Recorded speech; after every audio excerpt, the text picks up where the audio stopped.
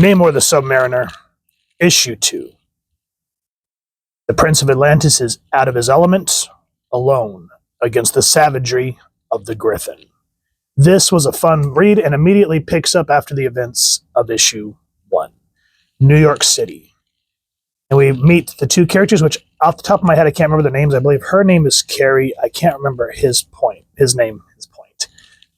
But essentially what happened was the father had I can't really say an obsession, but had an infatuation with Atlantis because Namor saved him as a child. So he kind of gave up on his past ambitions and used his money to finally get a boat and study Prince Namor. Namor, in turn, after they saved his life, helped them basically build a lucrative empire. She goes, leave it alone, Dad.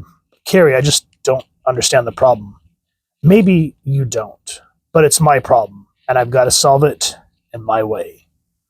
Look, honey, I'm not even going to try to pretend I understand what may be going through your head at this point. Your ma died when you were 3, and there was just never was anyone for me after her. So I'm no expert on women or romance. Dad, please. You've never pried into my private life, and I've always been grateful to you for that. Now this thing with Namor, I've just got to find a way to deal with it myself. Okay? So essentially, Namor, kind of warming up to these two, has started to groom a relationship with Carrie. But before we can get any further into her love life or the concerns that her father has, we see Eagle's Wing. And I love this splash page. I miss hand-drawn work like this. So the Eagle's Wing and the Lion's Claw. This is written in pencil by John Byrne, inked by Bob Wiacek, colored by Brad Vancata, and lettered by Ken Lopez. We're kind of wondering, what is this character doing attacking these two civilians? And he essentially knocks out her father, who begins to have some heart problems. He goes, maybe I can use the confusion, get close enough to make it drop Carrie. But I can't just go up against those claws and that spiked tail with my bare hands. No weapon up here. But I can improvise. And I just love how he goes for it. And he goes, my heart. And we're thinking, oh, snap. And at that point, Carrie's gone. He's having heart problems. And then we see the reintroduction of Namorita. The executive gymnasium may have been a good idea for the humans who used to own this building. But there's nothing here to even begin to test an Atlantean strength. Nita. Mr. Alexander, what happened? Heart. Monster, Carrie. Namor. And so I love how we get a quiet moment at the beginning, but then everything just goes to 100 miles an hour right off the bat, creating stakes and the reintroduction of one of our favorite characters. So, of course, she goes to Namor, and they take off. And what I like is how Namor purposely has Namorita go an opposite direction. He goes, I don't want to risk endangering Namorita should my guess as to the direction the Griffin flew proves right. She's no child, not even by Atlantean standards, but neither is she a warrior. The secret of my resurrection is in no danger pursuing this creature. He is nearly mindless. So even though, Namor at times can come off a little brash, you can still see that he cares, nurturing a relationship with Carrie, and how he cares. Essentially, I can't remember if it's his sister or his cousin. I always tend to forget that. And before we have any other moments to think, the battle takes flight. And here, again, not a whole lot of dialogue. The visual storytelling is what pushes this. My eyesight is keen enough to count the grains of sand on the shore a mile beneath me. But I do not see what I think I see. It is Carrie's other shoe. Knowing I must come after her, she has left me a trail the only way she should. But now where is she? And where is... And the battle begins. And then we see these two. I always forget their names. Hold on a second. Let me flip through here. No. Yeah, I can't remember. But essentially, they're monitoring Namor because the company that he has resurrected and has made lucrative has gone against these two. So there's a lot of political theater, or not political, well, I guess you could say business Yeah, I guess it'd be more business than political theater, but there's a lot of business espionage going on. And these two want to know what's happening. I enlisted the Griffin to kidnap Ms. Alexander in order to draw out of hiding the mystery man who is behind the real power behind Oracle Inc.